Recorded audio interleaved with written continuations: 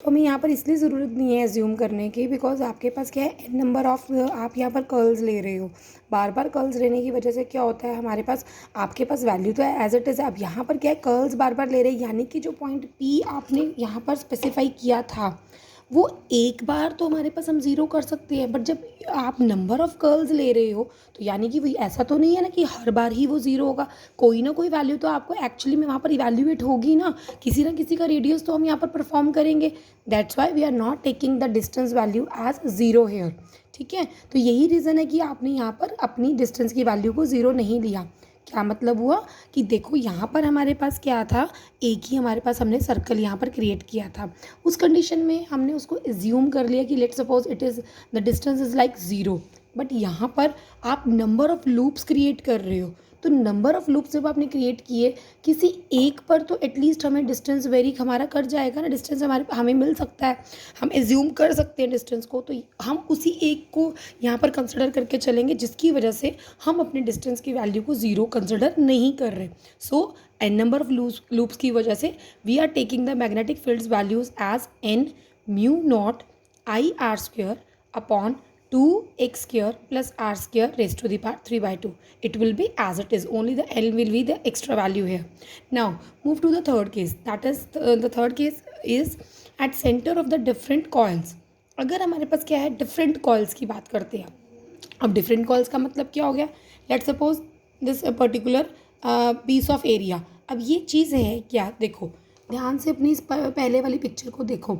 यहाँ पर क्या हो रहा है, ये सर्कल था, इसमें से मैंने सिर्फ ये वाला पीस मैंने यहाँ पर दिखा दिया, जहाँ पर हमने सिर्फ एक कर्व पीस को पिक किया है और उसी की वैल्यू को हम यहाँ पर अज्यूम करें। इट्स लाइक कि जैसे हमारे पास पिज़्ज़ा होता है ना, पिज़्ज़ा में से हम एक पीस को कट कर लेते हैं, वही चीज़ है, हम सिर्फ यहाँ पर उसकी बात कर रहे हैं। उनसे मिलकर हमारे पास क्या होता है ना, कंप्लीट पिज़्ज़ा बनता है ना स्लाइसेस से मिलकर, वही चीज़ यहाँ पर है। डिफरेंट आपके पास पार्ट से मिलकर क्या हो रहा है, एक कंप्लीट आपके पास पीस क्रिएट हो रहा है, एक सर्कुलर रूप क्रिएट हो रहा है। So for this let we are taking the coils as, यहाँ पर आपने कॉइल ली, ये करंट का फ्लो डायरेक्शन था हमारे पास, हमने यहाँ पर करंट का फ्लो इस बार इस तरह से ले लिया।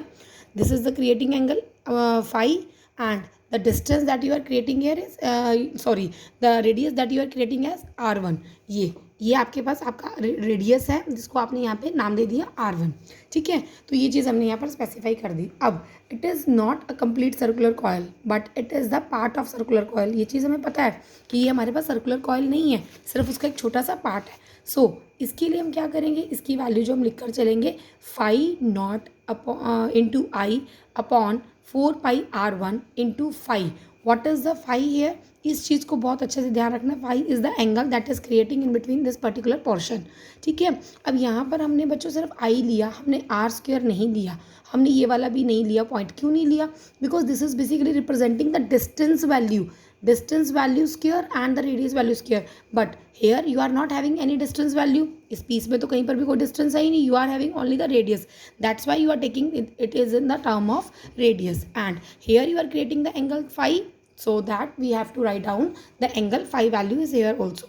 So this is very important. आप ये कह सकती हैं कि आपके पास ये डायरेक्टली भी आ सकता है, ड्राइव की फॉर्मेशन में भी आ सकता है, न्यूमेरिकल भी इससे रिलेटेड आ सकते हैं। तो इस चीज़ को आप लोगों ने अच्छे से देखना है, कोई भी डाउट होगा तो आप मुझसे पूछ सकते हैं बाद में। अब देखो, अब इस चीज़ में हम क्या कर रहे हैं, अब आपने ये देखना है कि हमारे पास जो सर्कुलर कॉयल है वो आपके पास किस तरह से वैल्यू को प्रूव करता है। ये चीज़ ध्यान दीजिए, जब भी आपके पास एक सर्कल यहाँ पर आपके पास है, अगर आपने पूरा कंप्लीट एक सर्कल लेना है, इट मीन्स आपके पास क्या एंगल, अभी तो ये देखो ये छोटा सा पीस था, छोटे से पीस ने हमारे पास सिर्फ फाई का एंगल क्रिएट किया था, as you can see here.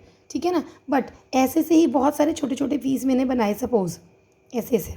ठीक है, तो ये क्या कर रहे हैं, पूरा का पूरा आपके पास एक लूप कंप्लीट कर रहे हैं, यानी कि मल्टीपल फाइज क्रिएट हो रहे हैं, यानी कि ये क्या एंगल बन गया हमारे पास 360 degree, that we can say as 2π, उसको हम 2π बोल सकते हैं। तो वही चीज़ हमने यहाँ पर की है। At the centre position angle is creating is 2π। क्यों, बिकॉज आपके पास नंबर ऑफ स्लाइसेस हैं जो आपने यहाँ पर ज्वाइन की करवाई हुई है, ये हमारे पास नंबर ऑफ स्लाइसेस हैं जो हमने ज्वाइन की हैं। तो ये सारे मिलकर हमारे पास क्या करें, नंबर ऑफ फाइज क्रिएट कर रहे हैं, फाई 1 फाई 2 फाई 3, जब उनको हमने कंबाइंड किया, so we are getting the angle as 360 degree. तो हम क्या कह सकते हैं, magnetic field at the centre point B C as magnetic field at the centre point will be pi that mu naught I upon 4πr into 2π। Now आपने यहाँ पे 2 से 2 को कैंसिल किया, पाई से पाई कैंसिल हुआ, 2 और 4 कैंसिल हुए, तो आपके पास क्या रह गया, mu naught I upon 2r।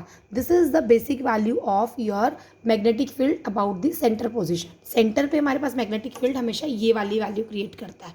Hope it is clear. अगर कोई डाउट होगा तो you can ask. Okay, next, so we can say that the value of magnetic field of the center is equal to the center of coil। यानी कि जो हमारे पास magnetic field centre पे होता है वो कॉयल के सेंटर के हमेशा इक्वल रहता है। क्यों, देखो ये आया है हमारे पास centre, magnetic field of centre, और आप ये देखो सबसे पहले सेंटर ऑफ कॉयल क्या था आपके पास, सेंटर ऑफ कॉयल भी आपके पास यही था, यानी कि दोनों इक्वल हो गए। Centre of coil and magnetic field जो बिल्कुल सेंटर में क्रिएट हुआ वो दोनों बिल्कुल इक्वल पोजीशन आपके पास दे रहे हैं। ठीक है ना, बिल्कुल सेम पोजीशन दोनों की आ रही है। अब आता है हमारे पास what will be the direction of magnetic field due to the circular loop. Circular loop के लिए हमारे पास डायरेक्शन क्या रहेगा। आप सर्कुलर लूप आपने क्रिएट किया, उस कंडीशन में हमारे पास क्या आएगा, सर्कल्स बनाए आपने, सर्कल बनाए यानी कि वही राइट हैंड आप थंब रूल आपने यहाँ पर क्रिएट कर दिया। अब डायरेक्शन आपके पास इस तरह से मूव हो रही है, तो यानी कि आपके पास कर्ल्ड फिंगर की तरफ आपके पास क्या हो रहा है, यहाँ पर आपने कर्ल्ड फिंगर, ये हमारी सारी की सारी कर्ल्ड फिंगर है, तो ये इस टाइम हमारे पास मैग्नेटिक फील्ड को क्रिएट कर रही है। वेयर एज जो थंब है वो हमारा इलेक्ट्रिक फील्ड को क्रिएट कर रहा है। ठीक है ना, तो ये चीज़ हमारे पास यहाँ पर हमने बताई है। ये आपके पास कर्ल्ड फिंगर है, यहाँ पर करंट आपके पास जब फ्लो हो रहा था तो करंट क्या है आपके पास परपेंडिकुलर रहेगा हमेशा।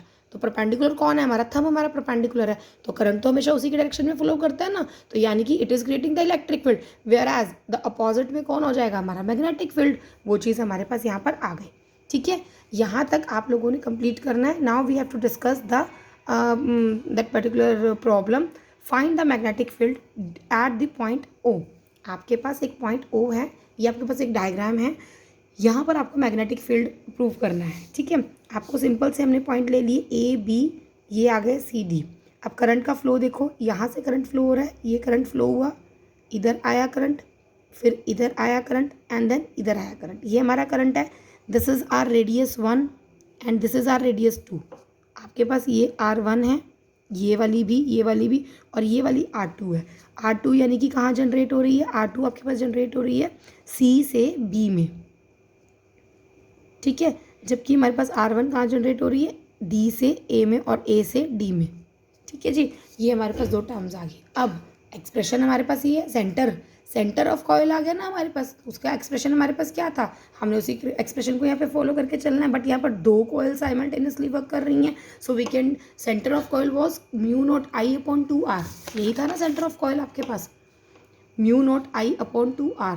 यस, ठीक है ना, but here you are taking the two different coil, so that's why we are writing it as 4πr। हमने यहाँ पर दो अलग अलग लिए तो हम उसको 4πr से प्रेजेंट कर रहे हैं। अब यहाँ पर multiply by phi is the base angle, जो हमने बेस एंगल अभी सपोज किया था प्रीवियस डायरेक्शन में कि एक पर्टिकुलर पार्ट आपके पास फाई एंगल क्रिएट कर रहा है, तो हम उस फाई एंगल को यहाँ पर एज एज्यूम करके चल रहे हैं। अब इस कंडीशन में हमारे पास वर्किंग होगी कैसे, अब काम ये वही होगा जो आपने फर्स्ट चैप्टर में सेकेंड चैप्टर में किया था। यहाँ पर आपको यहाँ पर चेक करना है ना मैग्नेटिक फील्ड, तो ये हमने इसको मान लिया कि ये B1 B2 B3 अलग अलग 4 पॉइंट हमने कंसिडर कर लिए। अब B1 हमारे पास कैसे प्रोसेस करेगा, ड्यू टू BA, ये आपके पास BA है, इसकी वजह से करेगा क्योंकि direction is about B to A। ठीक है, फिर B2 हमारे पास कैसे करेगा, ड्यू टू AD, B2 हमारे पास करेगा AD, ये रहा आपका AD। फिर B3 कैसे करेगा, ड्यू टू आपके पास करेगा वो work DC, and the next one is to CB। Direction देखो, CB की करंट इस तरफ से इस तरफ आ रहा है, that's why we are writing it as CB। तो ये हमारे पास करंट का फ्लो रहेगा। अब इस कंडीशन में आपके पास देखने वाली चीज़ क्या है, आपके पास जो आपके दो पॉइंट्स हैं, पॉइंट A, ये B to A and D to C, ये दोनों आपके पास आपके सेंटर के एक्सिस पे ही लाई कर रहे हैं, यानी कि जिस पे आपका सेंटर था O उसी एक्सिस पे लाई कर रहे हैं, यानी कि सेम डायरेक्शन, यानी कि दे आर पैरेलल हुए तो चीज़ क्या हो जाएगी, ज़ीरो, ये कोई भी एंगल क्रिएट नहीं करेगी। सो इन दिस केस बच्चों we will get the answer as B1 due to BA will be zero, same as BC due to DC will be zero. दोनों कंडीशन में यहाँ पर ये वाला भी इसी प्लेन पर लाई कर रहा है, ये वाला पॉइंट भी इसी प्लेन पर लाई करने की वजह से आपको ये वैल्यूज़ दे रहे हैं ज़ीरोज़। वेयर एज अगर हम AD की बात करें, ये AD, ये आपके पास उस पर नहीं कर रहा है, ये कर्व क्रिएट कर रहा है, यानी कि ये फुल रिवोल्यूशन आपके पास कंप्लीट कर रहा है। तो और it is creating the angle of pi, ये आपके पास पाई का एंगल बना रहा है, 180 डिग्री का एंगल बन रहा है पूरा आपका। तो यहाँ पर हमने अपने एंगल की वैल्यू, दिस टाइम फाई की जगह हम एंगल की वैल्यू लेकर चलेंगे पाई, हमने वो वैल्यू ली, उसको हमने पाई से पाई कैंसिल किया and we will get the value as this. अब यहाँ पर एक चीज़ और देखो, हमारे पास हमारी जो डायरेक्शन है वो कैसे मूव हो रही है, कर्ल्ड फिंगर्स, वही चीज़ मैग्नेटिक फील्ड ऐसे है, इलेक्ट्रिक फील्ड ऐसे है, तो यानी कि आपके पास क्या आ गया, परपेंडिकुलर पोजीशन, यानी कि अपवर्ड डायरेक्शन, ठीक है ना। तो ये हमारे पास अपवर्ड डायरेक्शन में वर्क कर रहा है, इसको लिख लेते हैं, this is working in the upward direction. Next हमारे पास आ गया B4। अब B4 की वर्किंग कैसे है, C to B ऐसे जा रहा है, करंट ऐसे फ्लो हो रहा है, तो उस कंडीशन में भी again it is creating the 180 degrees angle, पूरा एंगल एज्यूम हो रहा है आपके पास। फिर से वही चीज़ आई, वैल्यू तो सेम आ गई, but radius you have to take different, because here the radius was R1 and in this case the radius is R2। वही चीज़ हमने स्पेसिफाई की, R1 एंड R2, बाकी सेम रहा, पाई से पाई कैंसिल हो गया, सब कुछ सेम रहा, but in is this case you can check we are having the opposite direction. Direction अपोजिट होने का मतलब क्या हुआ बच्चे हमारे पास, यानी कि हम डाउनवर्ड्स वर्क कर रहे हैं। अभी आप अपवर्ड थे, अपोजिट डायरेक्शन हुई, यानी कि वो डाउनवर्ड्स हो गया, तो यहाँ पर आपका जो काम हो रहा है वो क्या हो रहा है, डाउनवर्ड्स हो रहा है, ठीक है। अब आपके पास यहाँ पर बात क्या आ जाती है, अब हमें करना है मैग्नेटिक फील्ड के बारे में बात करनी है। तो आपको मैग्नेटिक फील्ड कैसे निकालना है, मैग्नेटिक फील्ड हमारे पास कैसे निकलता है, हमेशा लार्जर माइनस स्मॉलर करके, ठीक है ना। अब हमें पता है लार्जर कौन होता है, R2 लार्जर है, बिकॉज वो ज़्यादा बड़ी आपके पास रेडियाई है, रेडियस है, और R1 क्या है, स्मॉलर रेडियस है आपके पास, तो यानी कि R2 ग्रेटर होगा। अगर R2 ग्रेटर होगा तो 1/R2 क्या हो जाएगा, लेसर हो जाएगा, है ना। हमारे पास 1 लॉजिकली जो नंबर हमारे पास बड़ा होता है, जब उसका रेसिप्रोकल करते हैं तो वो नंबर हमारे पास छोटा हो जाता है, राइट। तो उस कंडीशन में 1/R2 is less than 1/R1, तो उस कंडीशन में R2 वाली वैल्यू कौन सी थी, ये, it will be lesser than this value, यानी कि आपके पास अगर हम इन शॉर्ट फाइंड करें तो हमारे पास ये रिजल्ट आ जाएगा। अब कौन हमारे पास एक्चुअल में टास्क कौन, किसको हम लार्जर बोल रहे हैं, लार्जर हम इसको बोल रहे हैं, टास्क इसकी वैल्यू में परफॉर्म हो रहा है, तो यानी कि जो भी आपकी लार्जर वैल्यू होगी, आपके पास जो टोटल मैग्नेटिक फील्ड है उसी डायरेक्शन में वर्क करेगा, यानी कि our magnetic field will be in the form of the upward direction only, ठीक है। ये आपके पास सिर्फ और सिर्फ अपवर्ड डायरेक्शन में काम करेगा, डाउनवर्ड डायरेक्शन में काम नहीं करेगा। क्यों, क्योंकि हमारे पास जो लार्जर वैल्यू थी आपके पास एक एक्सेस को क्रिएट करने की, that was in the upward direction. Clear, तो यहाँ तक आपने कवर करना है। इसके बाद हम एक न्यूमेरिकल करेंगे अभी।